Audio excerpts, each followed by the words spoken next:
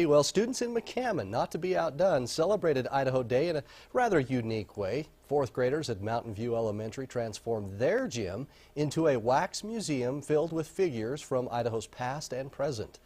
Eyewitness News reporter Luke Jones shows us how they pulled that off.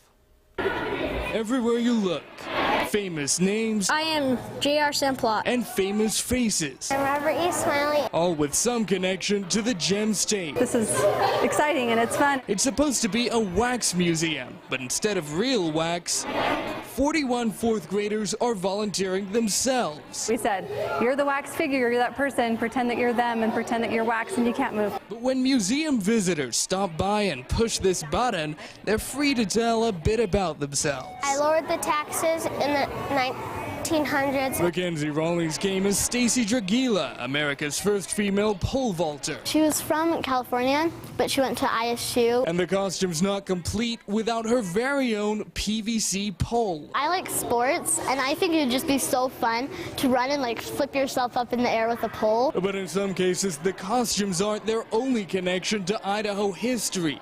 Gus Johnson has deep ties to his hero, potato billionaire J.R. Simplot. My great-grandpa knew him, and he was friends with him, so I just kind of picked him. Rawlings says no one in her family ever knew Dragila, but she's fascinated by her story all the same. It was really fun to get to know how somebody else's life went and not just like what you'd usually learn about in school. But this isn't all fun and games. This is a school and students are being graded. This is a writing assignment and it's part of their Idaho history grade, so it's a double dipping kind of assignment. Students spent the last 3 weeks researching their famous figures and putting together these posters. If there's one thing they've learned, People aren't boring. If you think they are, just study them and they can be interesting. there's more to Idaho than meets the eye. In McCammon, I'm Luke Jones.